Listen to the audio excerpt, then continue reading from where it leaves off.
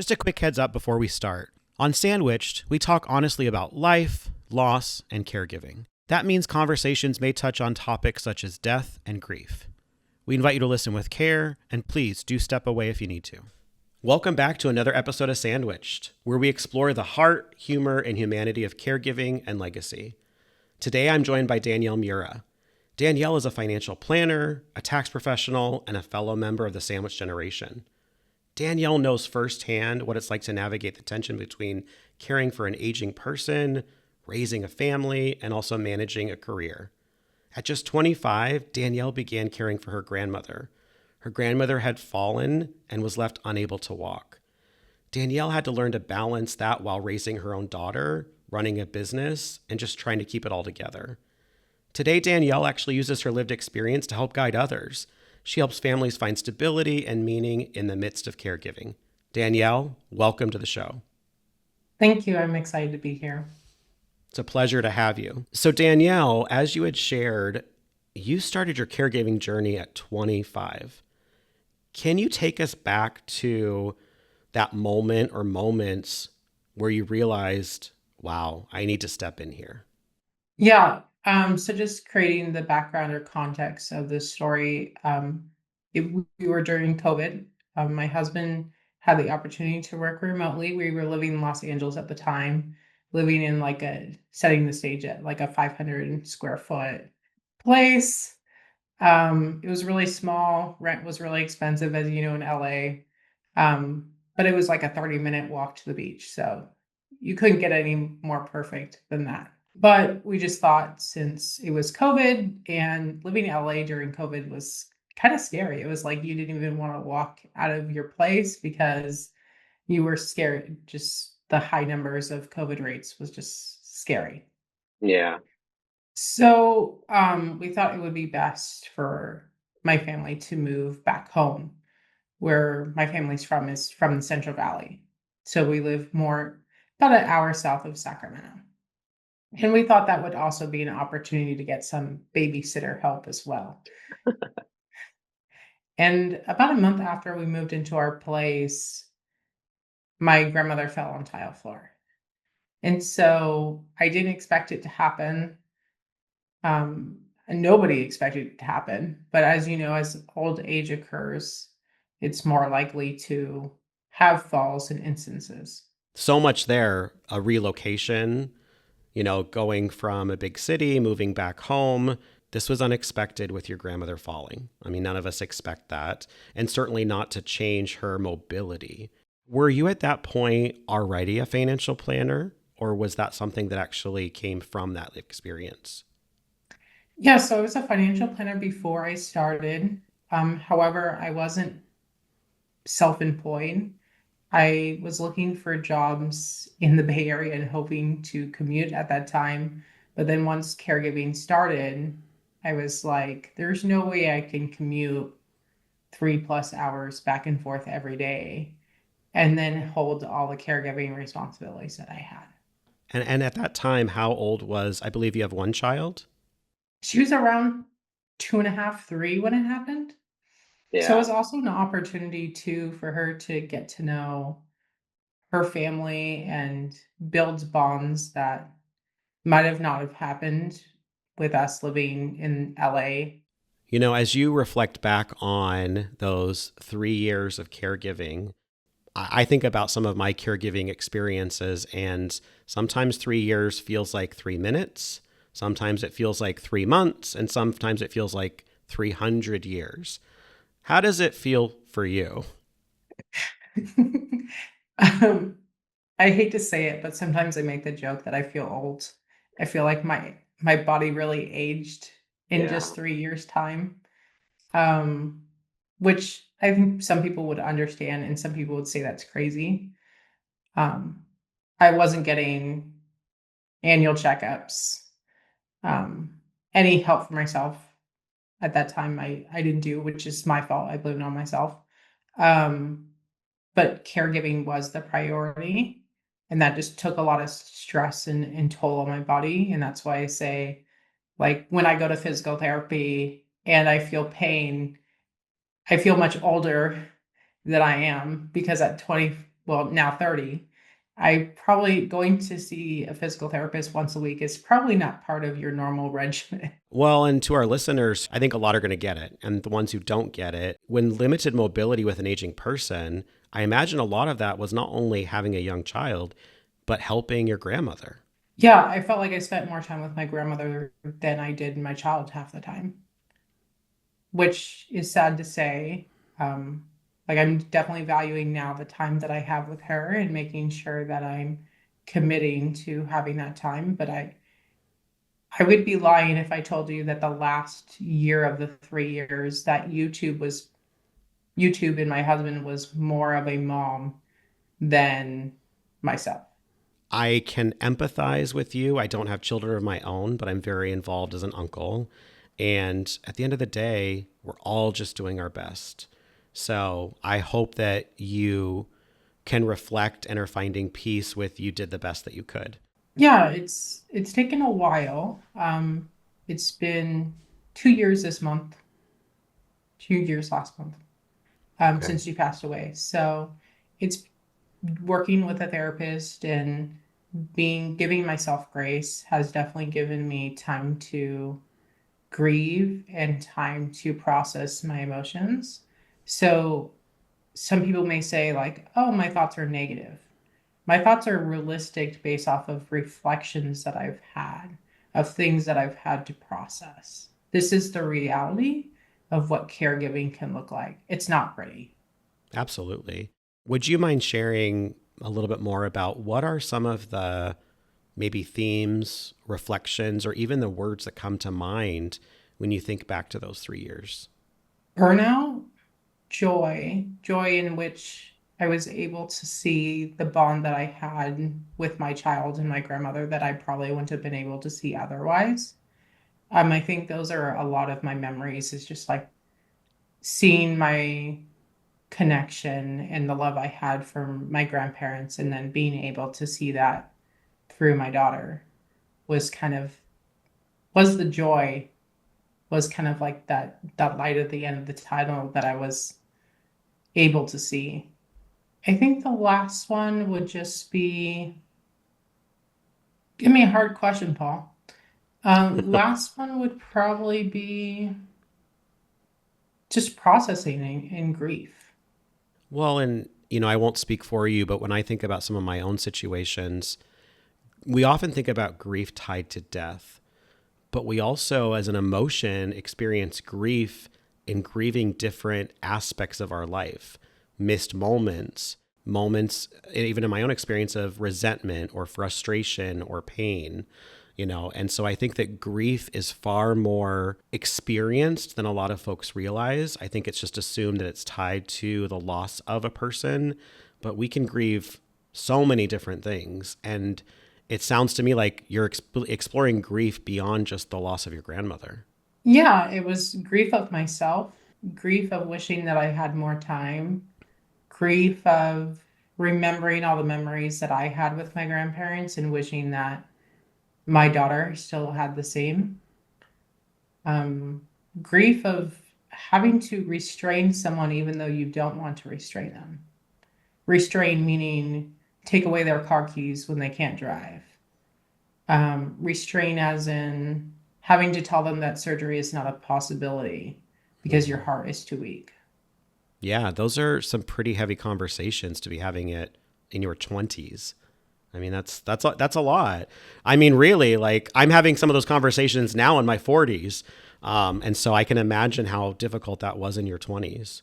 It felt like it's not like I had other family members couldn't have those conversations. But I felt like I was often like the middleman in those conversations, not necessarily the person to initiate those conversations, but a lot of the time it was like the mediator of I have to be the second person to understand what you're going through, to kind of understand both aspects. Because it was like my uncle would come to my grandmother and be like, "Oh, well, you can't do this." And then I would be like, "Oh, well, I like, how do you feel about this? Hmm. What is your thoughts behind it?" For example, the car keys. I didn't want to take anything away that could be for the future. And so I renewed the driver's license for her. We went through the process. Some people think I would be a terrible person, but that was what I felt that was best at the time. And I thought, well, maybe DMV at that time will give her an eye test, will Hmm. examine her physically, and make their jurisdiction based off of her physical health.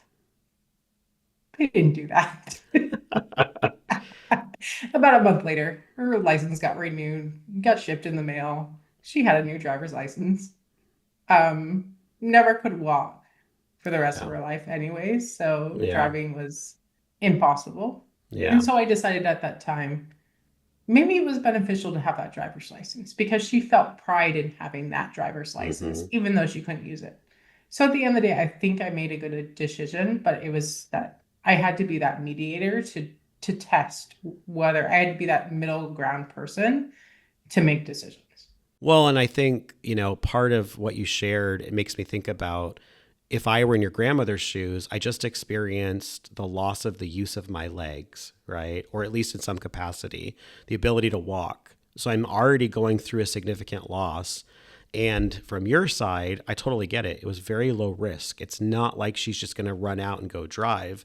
And so, why take away a feeling of freedom and autonomy when it wasn't really the risk? There wasn't really a risk to her taking risky behaviors, but it impacted her own experience and feelings. And while I can understand from a logistical component of the rest of your family, yeah, it makes sense. She's probably not going to drive again. But to your point, it's not like this is a $3,000 investment. It's $30. And is this really the $30 that we're going to fight her on? I mean, I think that to your point, I can see the value in it. And I would, in her shoes, I would appreciate that as well.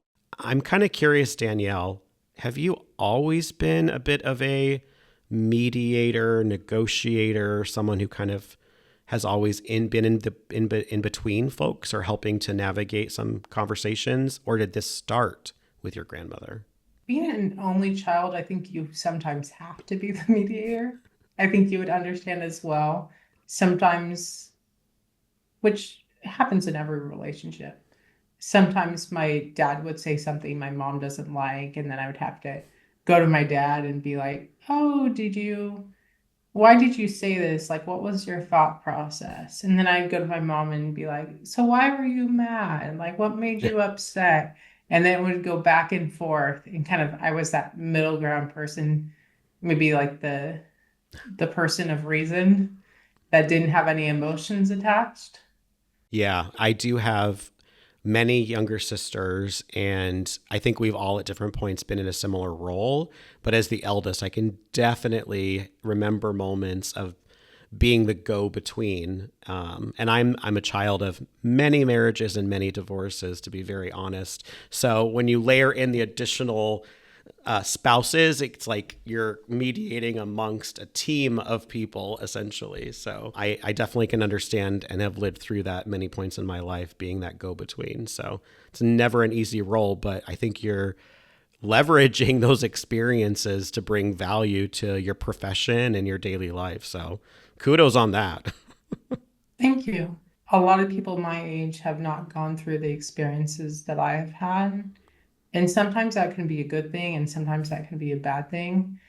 I'm grateful that I've been able to process those emotions and process those experiences in a way that I feel comfortable giving advice to those people and can empathize with other people about their experiences that many cannot understand.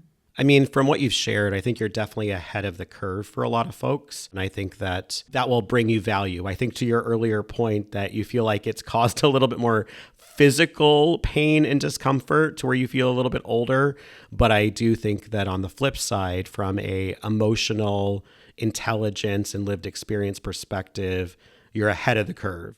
How do you, or should I say, do you set boundaries and expectations with your clients or even family members when caregiving overlaps with work, with life, running a business? Yeah, boundaries has definitely been something that I consider a learned skill, something that you develop over time. I don't think it's something that just comes in your toolbox automatically. It's like when you're born, it's like you have the tool of having boundaries. Many caregivers have trouble with boundaries because they care for people so much. So I've definitely been working on that. My therapist calls it the tool in the toolbox. We're developing tools that can be in the toolbox to help. I think the one thing that really struck up in the conversations I had with my therapist is sometimes I don't always have to be there. Sometimes I think I have to be there, but I don't necessarily have to be there. What I mean by that is, now this is going to sound terrible, but when my grandmother was in the hospital and I felt like I had to be there like 24/7. I felt like I was the only one who really could contribute. I felt like I was the only one who could be that safe haven for her. But I didn't have the power of attorney privileges. I didn't have decision-making privileges. I couldn't sign off on her leaving the hospital. I didn't have that type of power. So I had to go for a meeting, a work meeting. And it wasn't a client meeting, it was a networking meeting. And I told my uncle, like, I specifically have this meeting at this time. Can you please show up a half an hour early so I can drive home and be ready for the meeting? And let's just say they didn't get there on time. So I emailed the person, let them know, like, I'm going to be late for the meeting. I'm sorry. Ended up arriving like 10 minutes late for the meeting. I felt terrible about it because I'm always the person who's right on time, if not early. And my therapist said to me, "Did you really have to stay?" No, I didn't have to stay. But I felt like that person who had to be there until the next person came on board. And to answer your question about boundaries, it is something that I live daily. I work on daily because it's not something that I was born with in my toolbox. It is something that I've treasured, and understanding that I have that tool available to me so that I can not only respect myself, but the other people around me. Absolutely. Well, and I think, as someone who is also constantly working on my own toolbox, and boundaries is one of them as well. So, yes, check mark as a fellow caregiver, definitely something I've struggled with, although it's getting better. Now that what you've learned and upon reflection, and it's been a couple of years since you've been in a caregiver role, if you were in a similar situation, how might you handle some of those situations? Or if someone else, one of our listeners, is in a similar situation to where you were, what would you say to them? I would want them to know that they have options.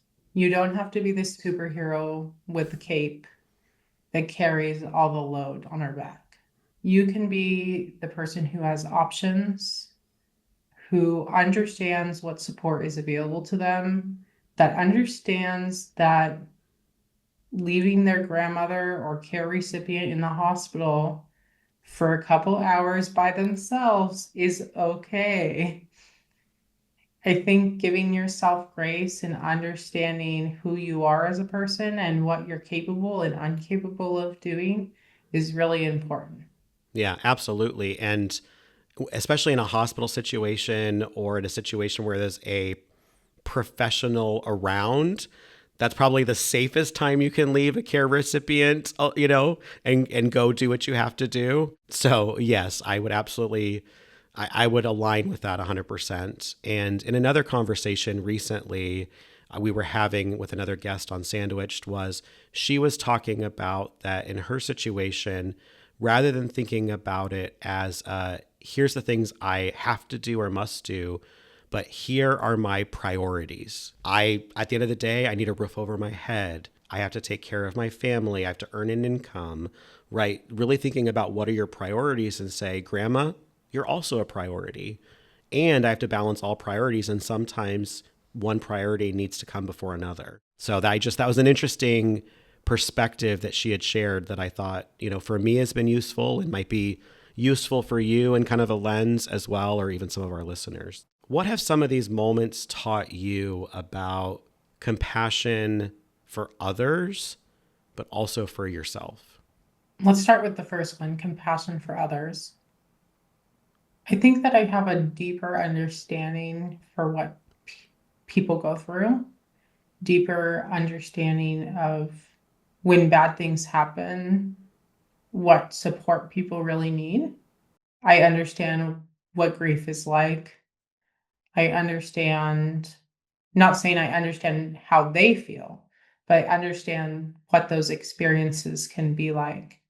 I understand not being able to wake up in the morning because you just feel like laying in bed all day and crying, because I've gone through that.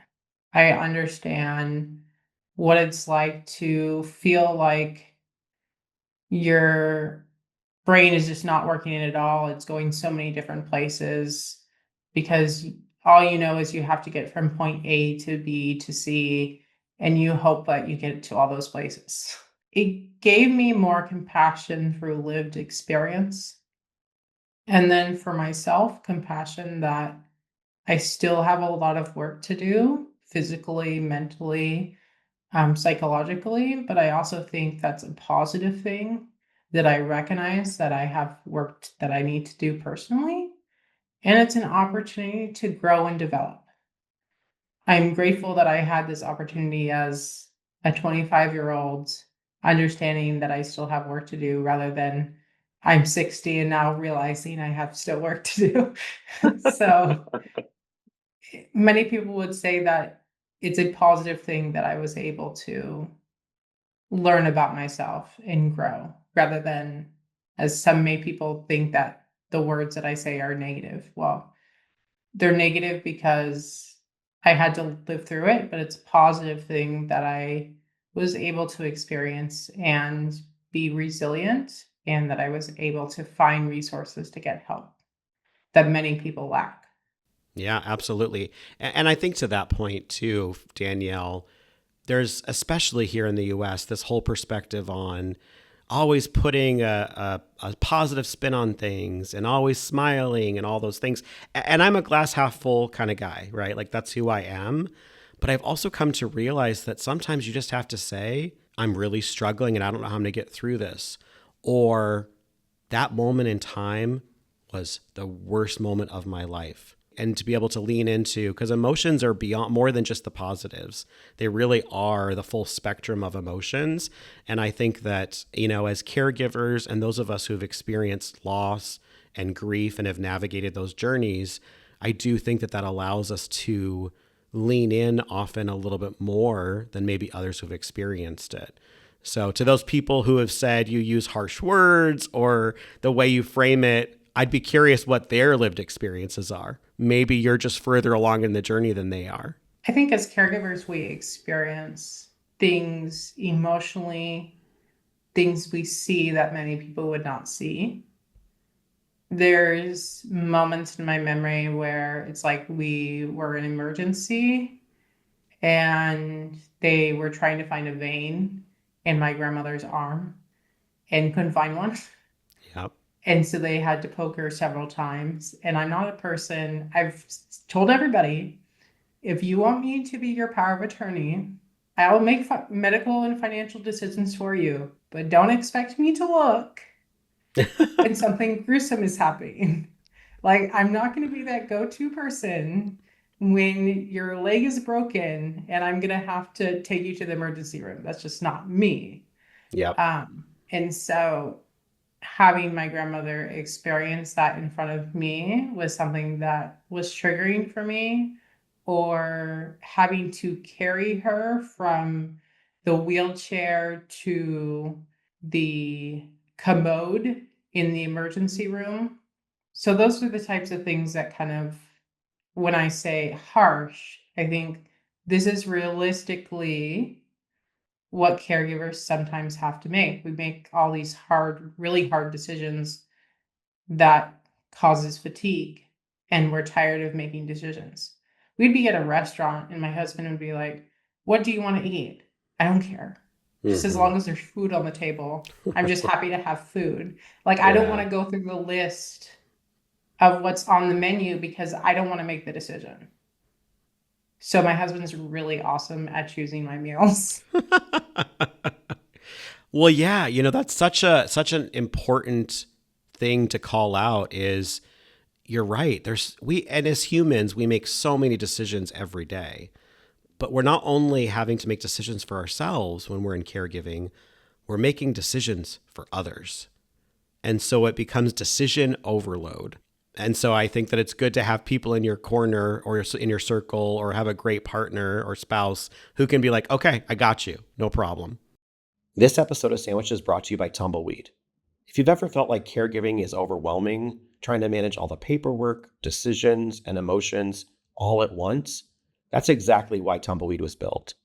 Tumbleweed helps families get organized and stay connected around what matters most: your loved one's wishes, their important documents, and all the stories and memories that deserve to be remembered. And now, they recently launched CC, your care coach in your pocket, which is an AI guide that offers support, reminders, and gentle check-ins when you need them most. CC helps make sense of what's next, one step at a time.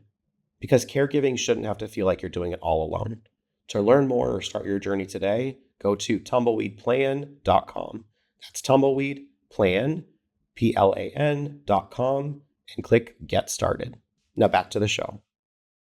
Some of what you shared too was that for you, you'd be happy to step in from a financial perspective, from a legal perspective, maybe a little bit less so from an emergency perspective. Like, I'm not going to tape up your broken leg, right? We're going to need to get someone else involved.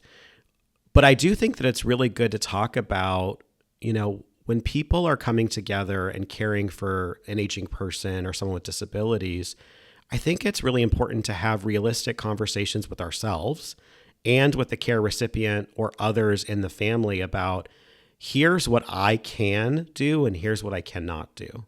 We had some conversations regarding it, but it wasn't as much. It was more of the financial side because I'm a financial planner rather than the medical side, or it was like, what do you want as your end of life wishes, or what do you want at your funeral, more than specific medical decisions. Maybe that was because I didn't have the power to do that at the time. So I was just like, just make my mom and uncle make those decisions. One less thing that I have to make. It was like offloading some type of pressure that I had. Um, as far as my parents being their power of attorney eventually, I we've definitely had a lot of those conversations of, you know, what can I do, what I can't do, what do you expect from me as your future caregiver, and what I can give. Like my parents got the conversation, and it's a repetitive conversation. My parents got the conversation like a month ago of, if you have a broken leg, if blood is flowing from your body, you better go call my spouse rather than me because I'm not going to be your go-to person. I'm calling 911, but that's as bad as probably as much as I can do. But some people have told me, well, when in an emergency room, you don't like in emergency, you don't think, you just do. So Yeah. I don't know. I guess time will tell if that is what happens. But based off Yeah. my thought process right now, I would not feel comfortable doing it. Yeah. Well, and I think we don't always know what we do in a given moment like that, especially in emergency, when our body is activated and we're running on all cylinders. So it's good to know what we think we would do or not do, right? But also to your point, you just don't know sometimes. As you think about, you're a professional financial planner by day, right? That's your career. You've built a business around it. You own your own business. And from what I understand, you have also tailored a lot of your strategy and focus and the clients that you like to work with that are people like yourselves. How did that come about? Well, it started by me being a caregiver at 25, and I'm a researcher at heart. I've worked in many different research labs. I eventually want to get my PhD and do more research, but we'll get there when the time comes. I always say when my daughter goes off to college, then we'll consider that.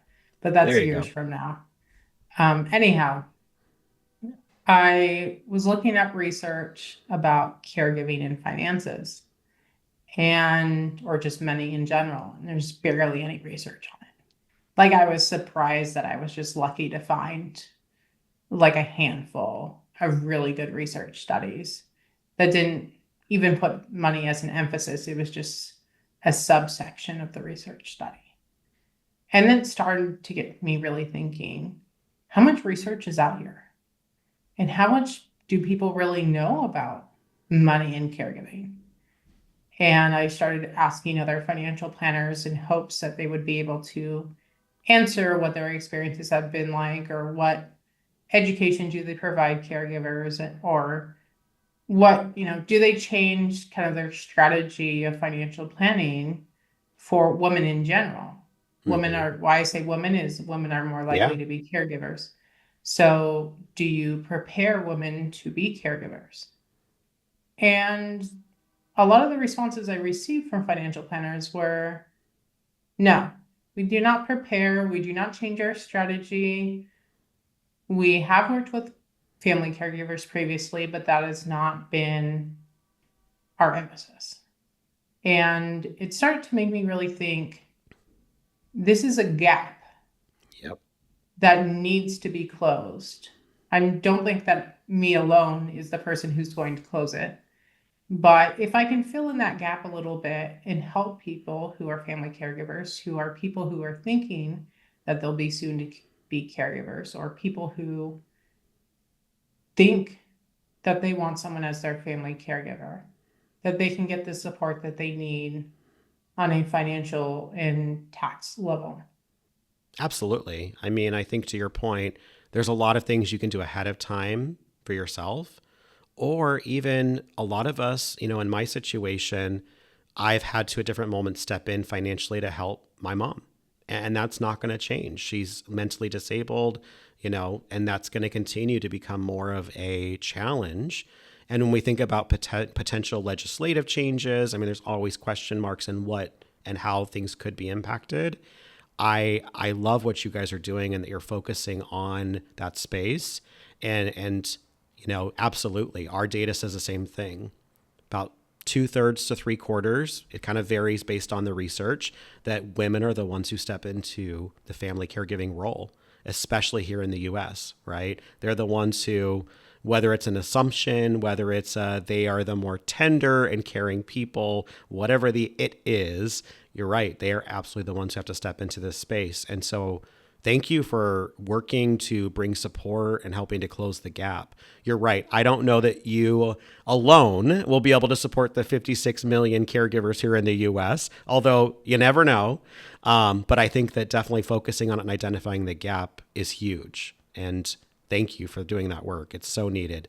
And as someone who has worked with a financial planner and spoken to a lot of them in my past life working in HR, it feels different when the person understands where you're coming from. And so I imagine that allows you to have a much richer connection with your clients that you're working with. Yeah, and also providing a safe space for them. A Yeah. space, a space that feels welcoming, that accepts what life is really like, that you don't have to always wear, as you said, your rose-colored glasses all the time, that you can find a professional that really understands the mix between your money, which could be one of the most stressful things that happen in your life, and mixture between this is realistically what life looks like, and sometimes it's shitty and Yeah. sometimes it's beautiful. And having someone there through the peaks and valleys is really important to have with whomever you're working with. I wanted to circle back on something else that you shared. You're having lots of conversations with your parents. And, I know that in a lot of situations, those conversations start to happen more after someone experiences the loss of a loved one or someone that they're close with. Maybe not right away, but, usually within a year or two after those conversations start to happen. And what I wanted to ask you, as someone who's having these conversations with your parents and the person that will be a decision maker and a power of attorney at some point, a lot of people that we speak with, they don't know how to open the conversation. They don't know how to ask or what to say. Any advice? I always start this conversation with don't do what I did, Do what I say. And why I say that way is because I started this conversation horribly. I wanted to do everything in one conversation. I was Mm. just like, this is what we're going to do. This is what we're going to talk about. This is the information we're going to gather all in 20 minutes. We can do it, right? Yeah, that was a terrible decision. Honestly, at that time I didn't know any better. I didn't have Yeah. this was foreign to me. I was just doing my best with the cards that I was given, which is often what we do as caregivers. So I was starting this conversation and it really didn't go well. It was to the point where I was so frustrated. Like, all I'm just asking for is basic information. And it feels as if they think I'm like an investigator wanting to know everything about them. I just want to help them. Yep. And so that's what I did. Now, what I would say, choose a time that's quiet, that feels safe. Don't choose after holiday gatherings, after everybody's had a glass of wine or beer.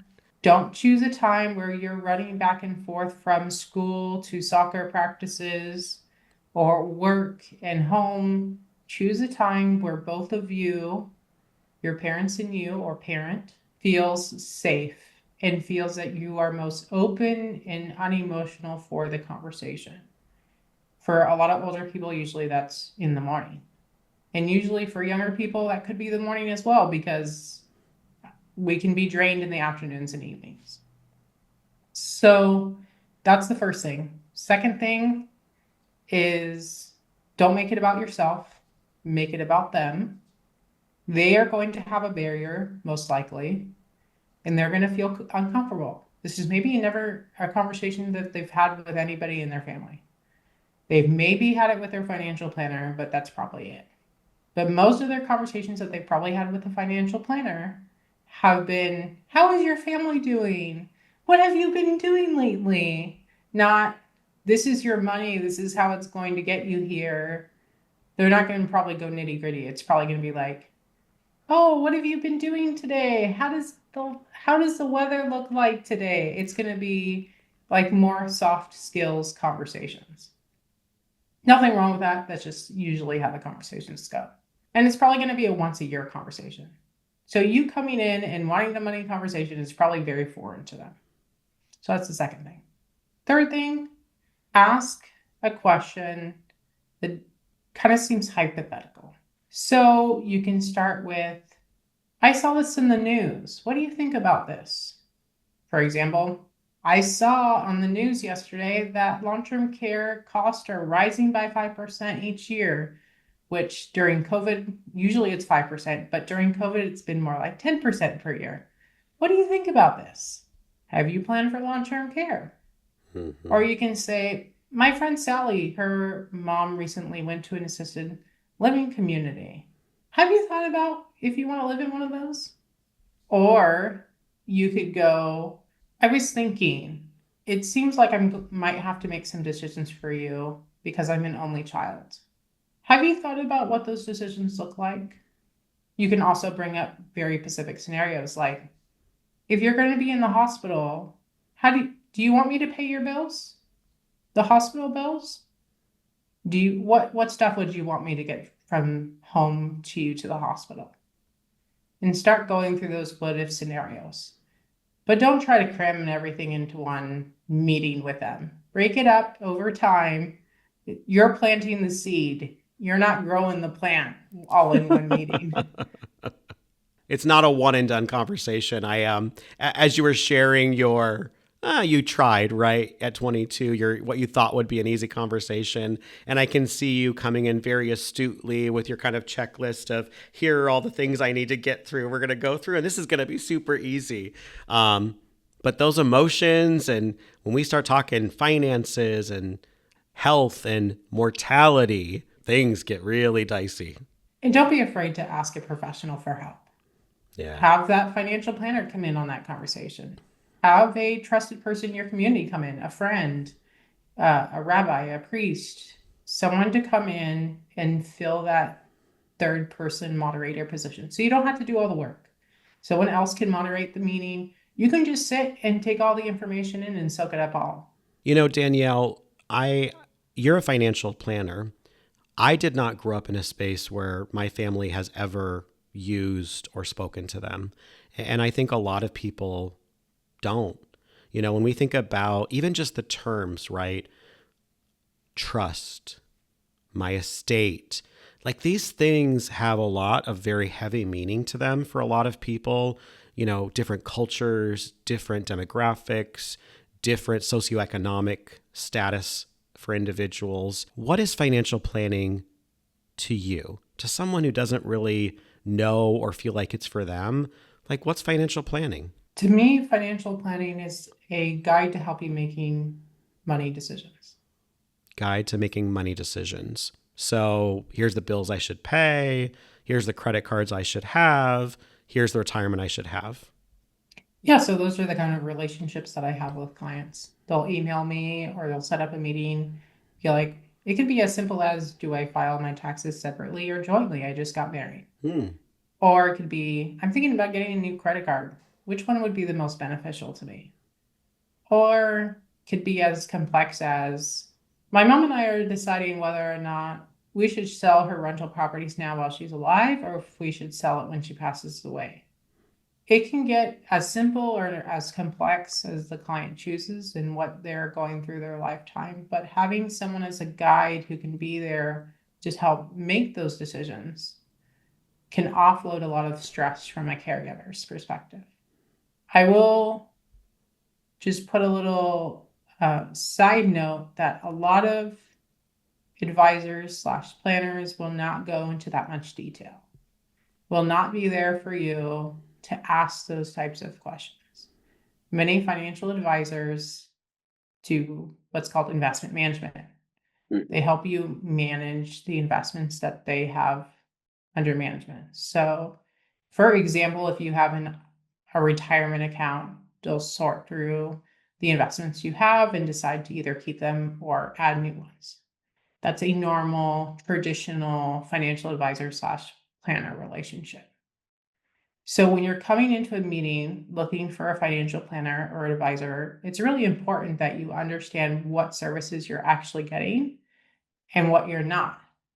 Because if you're only getting the investment management piece and you're not getting the guide, then you probably want to know ahead of time that life questions, money questions are not in the equation. That may affect who you decide to choose. Or maybe you're a person that's all I need right now. And that's perfectly okay. It's just a different type of relationship, a different type of service. Yeah. Thank you for laying that out because I think that for a lot of us, we may or may not understand those nuances. And I think that, for some of us, to your point, it might be oh, wow, I would love to have that person who can help me manage and strategize long term. But also to your point, should we file taxes together? There's some very simple questions that some might be able to help with. And I think it's good to know what's their approach, what's their relationship dynamic like. And I think even you've just offered some questions they could potentially be asking as they're walking into that potential new relationship. So yeah, thank you for sharing that. I appreciate it. You're welcome. I really think it's important to spread awareness about what a kind of relationship is like with a financial planner or a financial advisor or just financial professional instead. There's, as you said, there's so many different jargon. There's so many emotions attached to this jargon that can get utterly complex really quickly. And it's important that you have someone that can at least simplify those things for you so that you understand what you're getting yourself into and you understand what decisions are made on your behalf. Because at the end of the day, you know yourself better than anybody else. And so if you're having someone make decisions for you, or if you're having someone help you make those decisions, you want to really ensure that they know who you are and what's important to you. I would say if your parents or your care recipient has a financial planner, book a meeting with them. That could be as simple as a banker, a bank teller. That could be as simple as a financial planner. That could be a CPA or an enrolled agent, a tax professional. start establishing those relationships as early as you can, even if it's during caregiving, because you want to say, hi, I'm going to start making the decisions for this person eventually. I want to make sure I know all the cards in my hand and understand all the people who can support my care recipient or me if needed. I would like to set up a meeting and get to know you more. And that includes estate attorneys. And sorry, I forgot about the law people in the room. Of course. Before we wrap up this conversation, is there any parting words for our listeners? I would say plan as if you're planning for your future. Plan as if you're planning for your future caregivers. Even as ourselves as caregivers, many caregivers die before their care recipients. It can be as high as 50%, depending on what your age is. Yeah. Make sure that you're planning for your future caregivers, no matter what stage you're at, whether you're 25 or whether you're 40 or in your 50s. Now is the time to start thinking about your future, because no one else is going to come to you and say, hey, let's start planning for your future. It's very limited to people that your children are very unlikely to come to you and say, hey, let's start planning for your future, or your friends. Let's start getting together your long-term care plan. Well, Danielle, thank you for joining us. It's been another episode of Sandwiched. We'll see you next Friday. Sandwiched is a Second Act studio production with production support by Brennan Plank and the Tumbleweed team. We thank Tumbleweed for their support. And remember, we are better together. See you next week.